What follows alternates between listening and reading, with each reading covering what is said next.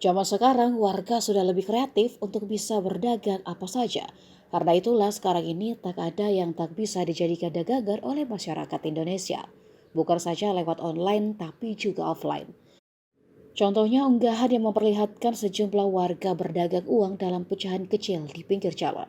Dilansir dari akun Instagram @isrochway, seorang pria curhat bingung mau dagang apa karena berjualan apa saja sudah banyak saingan.